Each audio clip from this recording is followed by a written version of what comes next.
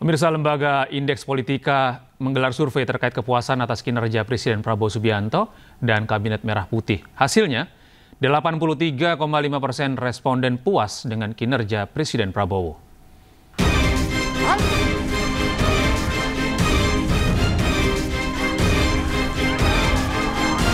Jelang setahun masa pemerintahan Presiden Prabowo dan Wapres Gibran Rakabuming Raka, hasil survei Lembaga Riset Indeks Politika menunjukkan tingkat kepuasan publik terhadap Presiden Prabowo Subianto menembus angka 83,5%. Survei yang digelar pada periode 1 hingga 10 Oktober 2025 melibatkan 1.600 responden di 27 provinsi yang dipilih secara acak menggunakan metode multi-stage random sampling. Margin error kurang lebih 3% dengan tingkat kepercayaan 95%. Sebanyak 90,8% responden mengaku mengetahui aktivitas dan kebijakan Presiden Prabowo dari pemberitaan di media. Tingkat kepuasan cukup tinggi, masih cukup tinggi. Iya, jadi mungkin ya biasa kalau kekurangan sana sini juga normal seperti itu. Jadi kalau dari data yang kami dapatkan, tingkat kepuasan terhadap kinerja pemerintah secara umum masih sangat bagus. Kinerja para menteri juga mendapat sorotan luas. Survei mencatat 87,5% responden mengetahui aktivitas dan kebijakan para pembantu presiden. Sejumlah menteri yang paling dikenal publik antara lain Menkeu Purbaya Yudi Sadewa dengan program stimulus 200 triliun rupiah. Menteri SDM Bahlil Lahadalia dengan program biodiesel 45. Serta Mentan Andi Amran Sulaiman dengan program swasembada beras. Dari Jakarta, Rani Sanjaya, iNews melaporkan. Pemirsa, Menteri Keuangan Republik Indonesia Purbaya Yudi Sadewa meluncurkan layanan pengaduan bernama Lapor Pak Purbaya. Layanan ini diharapkan dapat memastikan suara masyarakat didengar langsung oleh pemerintah.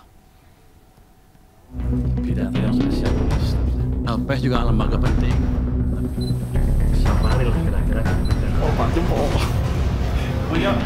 Menteri Keuangan RI Purbaya Yudi Sadewa tak henti-hentinya membuat gebrakan. Kali ini Menteri Koboi tersebut meluncurkan layanan pengaduan bernama Lapor Pak Purbaya. Layanan ini merupakan sarana masyarakat untuk sampaikan keluhan atau kendala terkait bea cukai dan pajak. Masyarakat dapat langsung mengirimi laporan melalui WhatsApp di nomor 0822 4040 6600. Setiap laporan harus mencantumkan nama lengkap dan email supaya dapat ditindaklanjuti oleh tim Kementerian Keuangan. Sebelumnya, inisiatif ini merupakan bagian komitmen Menkeu RI Purbaya untuk memperkuat integritas dan transparansi di lingkungan Kementerian Keuangan, serta memastikan suara masyarakat didengar langsung oleh pimpinan. Tim Liputan iNews melaporkan. Sementara itu, KPK menyebut tetap bisa proses hukum warga negara asing yang duduki kursi pimpinan BUMN jika melakukan tindak pidana korupsi. Juru bicara KPK Budi Prasetyo menyatakan pimpinan BUMN masuk dalam kategori penyelenggara negara.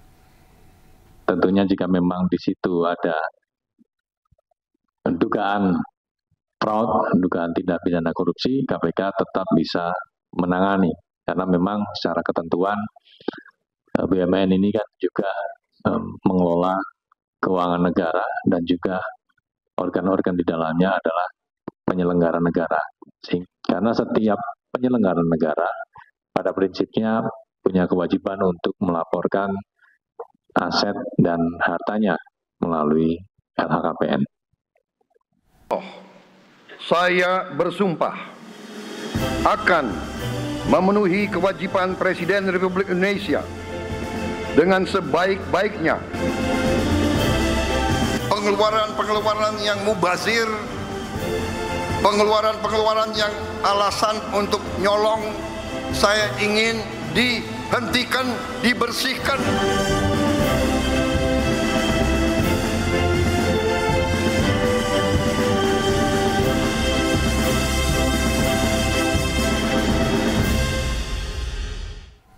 Pemirsa, Presiden Prabowo Subianto mengizinkan warga negara asing untuk memimpin badan usaha milik negara. Menurut Prabowo, Pemerintah telah mengubah aturan untuk memperbolehkan ekspatriat jadi pimpinan di BUMN. Hal ini disampaikan Presiden Prabowo Subianto saat berdiskusi bersama Forbes yang digelar di salah satu hotel di Jakarta.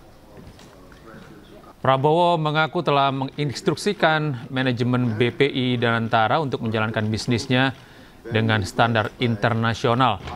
Prabowo juga menyebut telah menginstruksikan untuk memangkas jumlah BUMN dari sekitar 1.000 hanya menjadi sekitar 200 BUMN. Ia berharap langkah pemangkasan ini akan meningkatkan pendapatan dari BUMN di Indonesia. You can look for the best brains, best talents, and I've changed the regulations. Now, expatriates, non-Indonesians can be leading our SOEs. I'm very excited.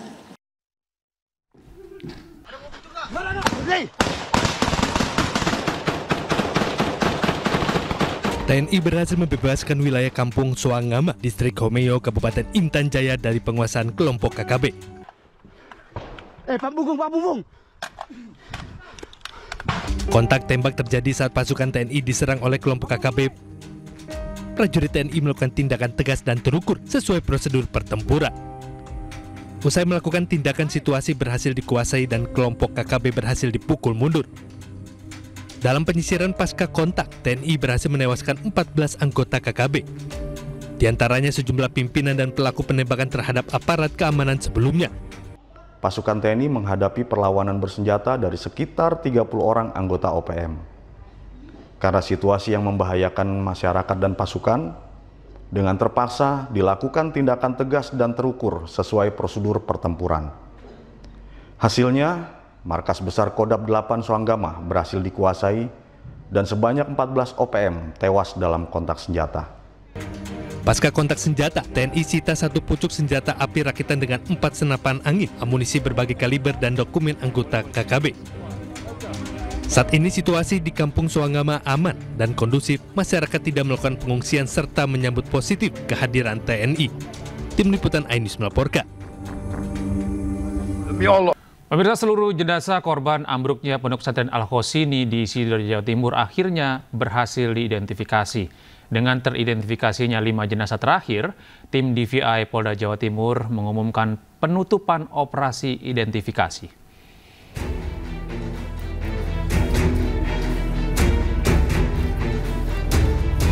Setelah 2 minggu lebih bekerja, tim DVI Polda Jawa Timur akhirnya mengumumkan penutupan operasi identifikasi korban tragedi Ponpes Al-Hosini. Penutupan dilakukan setelah tim berhasil mengidentifikasi 5 kantong jenazah terakhir di posko DVI Rumah Sakit Bayangkara Polda Jawa Timur.